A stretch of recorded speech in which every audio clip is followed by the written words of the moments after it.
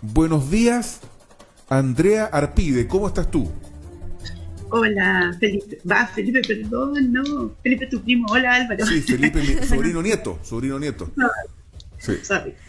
Hola, Hola, Álvaro. hola Hola, Andrea, Jenny. muy buen Gusto de día. verte. Hola.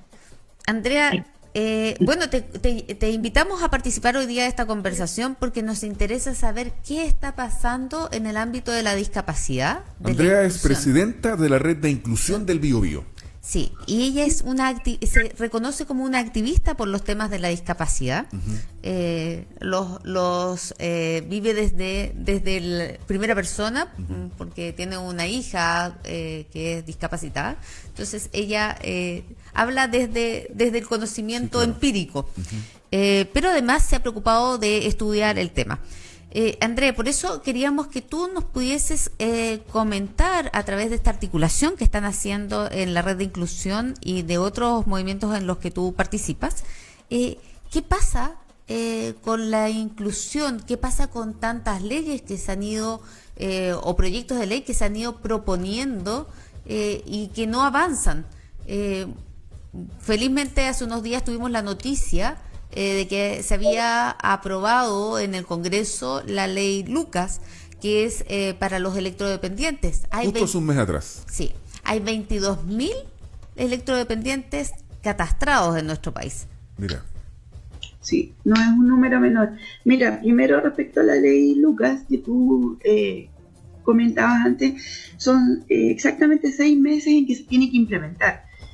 Porque esta ley lo que mandata es que a las compañías que son, o a las concesionarias en realidad de suministro eléctrico, la idea es que le den un suministro ininterrumpido para todos los pacientes electrodependientes. o sea, hay que hacer un catastro primero para que las compañías sepan dónde están y asegurarle suministro. ¿Mm? Por eso son 6 meses que se da a las concesionarias Ya. para implementarla.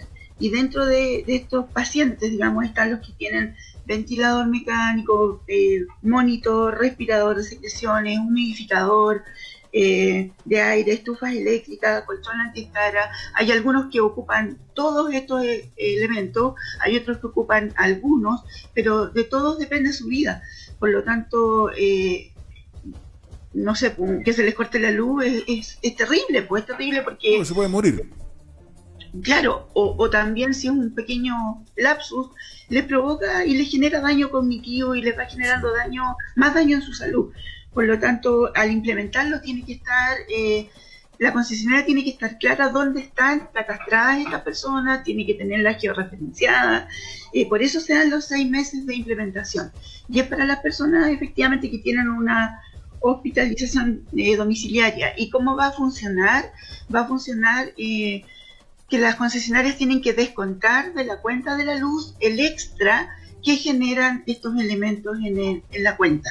Entonces no es tan fácil de implementar como para decir, ya se salió la ley, hoy día lo hacemos, porque efectivamente va a generar un trabajo, hay que poner un dispositivo para generar esta diferencia de lo que generan estos elementos distintos de la luz o de lo que tú Del consumes. consumo doméstico. De hecho, Exacto. se habla que se va a poner un remarcador entre donde está la habitación de los enfermos y el resto para hacer la resta de ese consumo, del consumo que marca el medidor que Oye, tenemos Andrea, en la ¿y tú has visto que efectivamente los involucrados, los intervinientes en este proceso están haciendo el trabajo o pasa el tiempo y no hay actividad? O sea, por lo menos se ve una buena disposición de las Ya. concesionarias, porque es un tema que todos sabemos que es necesario. Entonces, aquí también pasa la empatía, pues, o sea, hay pacientes que han fallecido por cortes de luz y por personas también que no pueden pagar la cuenta de la luz. También pasa por eso, porque obviamente se te eleva mucho la cuenta de la luz y las personas no pueden pagarla. Entonces también hemos tenido descensos de personas por lo mismo.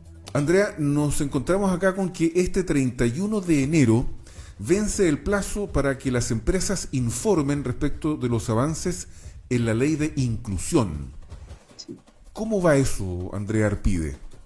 Mira, no ha ido ni bien ni mal. La pandemia, si bien es cierto, no ha causado tanto daño como esperábamos, porque hay muchas empresas que se han adaptado al tema del teletrabajo, Claro. incluso con buenos resultados, con personas, por ejemplo, que en realidad es como quizás el sector más complejo, de personas con discapacidad intelectual que se han podido adaptar al teletrabajo. Bueno, esto consiste, perdona que te interrumpa porque no, el tiempo es acotado. Entonces, las empresas que en el año 2019 contaron con 100 o más trabajadores deben efectuar una comunicación electrónica ante la Dirección del Trabajo, dando cumplimiento de esta ley que es la 21.015. 2015, sí.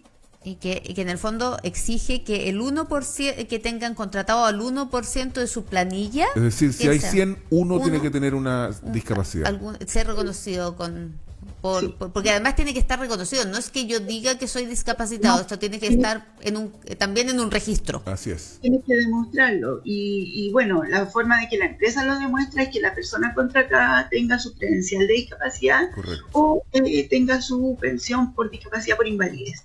Esas son las formas. Hay alrededor de un 70% de empresas que ya están 80%.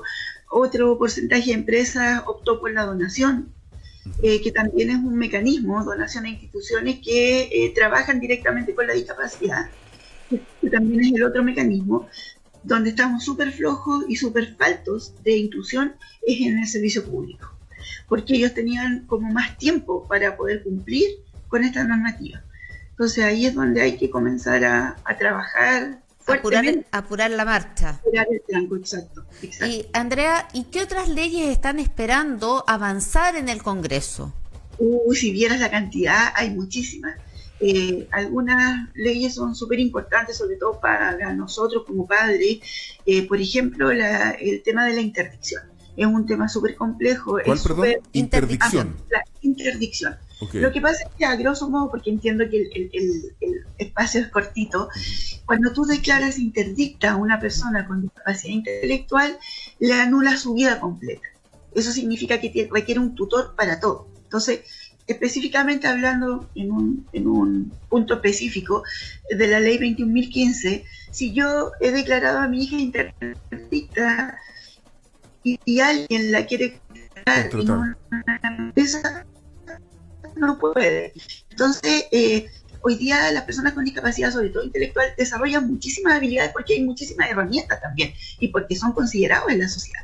Entonces, hay una ley que tiene que ver con la capacidad jurídica de las personas con discapacidad que va a solicitar de que las personas con discapacidad intelectual tengan un curador o una persona que los apoye y se generen distintos apoyos en las cosas puntuales, pero no en toda su vida. Entonces ese es como esta ley que es súper importante para nosotros que se pueda modificar, porque, insisto, las personas van desarrollando capacidades, van desarrollando habilidades. Hay personas también que necesitan, y sobre todo adultos mayores que tienen Alzheimer y que efectivamente no pueden hacer y generar nada, y que necesitan la ley de interdicción, pero la ley de interdicción debe ser analizada caso a caso. Andrea, nos queda una última pregunta súper puntual y que tiene que ver con ¿cómo crees tú que, a propósito de esto, que se va a construir una nueva constitución para nuestro país, ¿cómo crees tú que debería ser considerado el mundo de la discapacidad en esta nueva constitución? Lo que pasa es que la constitución no es una lista de supermercados, entonces no podemos poner todo, pero yo creo que debería primero que nada explicitarse en la constitución de que nosotros tenemos una convención que está que ya fue firmada, ratificada, y diversos tratados también. Y todas las normativas deberían cumplir con los estándares que rigen esta convención y estos tratados. Muchas de estas leyes no cumplen con esos estándares, y eso debiera ser así. Y por otra parte, yo creo que en la nueva convención cada uno de los artículos debiera tener un enfoque inclusivo. Inclusivo. O sea, partiendo desde el lenguaje, Andrea. Pero, a ver, lo que pasa es que hay distintos tipos de discapacidades, Sí. básicamente las físicas y las intelectuales. Pero aquí está el gran tema de la Teletón. ¿Ah? El Estado debe garantizar la rehabilitación de las personas que tengan discapacidades físicas, o debe seguir siendo esta una materia del altruismo Y de privados. de privado, en fin. ¿Cuál es la postura que tienen ustedes como Inclusión Biobío respecto de ese tema, Andrea?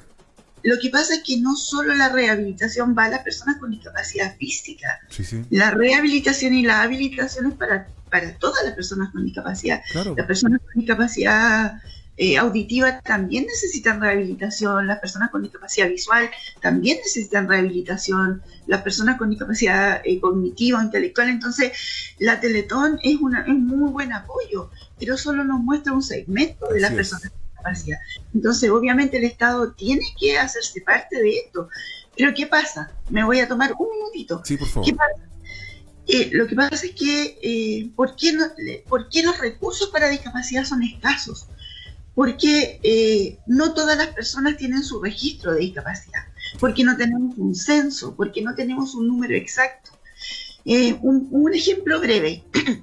Adulto mayor tiene muchos recursos. ¿Por qué? Porque nosotros sabemos que desde un número de ruta en adelante son adultos mayores. Tienes razón. Las personas con discapacidad no, porque es transversal. Es desde un bebé que se está gestando hasta un adulto mayor que está postrado.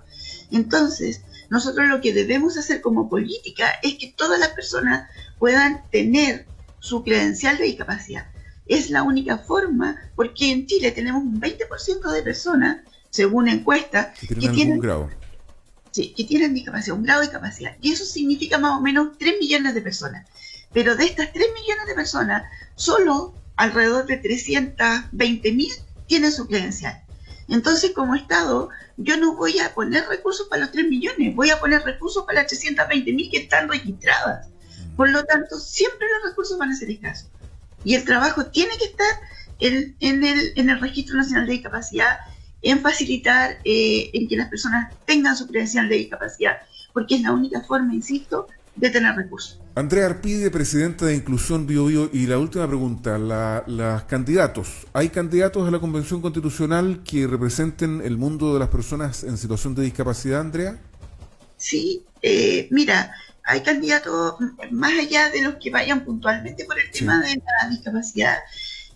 Yo creo que el trabajo de nosotros es poder juntarnos con todos los candidatos, hoy día candidatos y los que puedan salir electos, y que podamos conversar con ellos y que tengan un discurso y que muchas personas puedan llegar a la convención con este discurso y con esta visión de lo que se necesita en la nueva convención respecto al tema de discapacidad.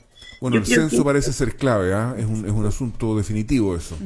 Saber cuántos son oficialmente para que el Exacto. Estado pueda llegar a ellos con la ayuda necesaria. Hay tantos tipos de discapacidad, personas en condiciones diferentes. Está las personas con TEA, el trastorno del espectro autista, que tiene un espectro tan amplio.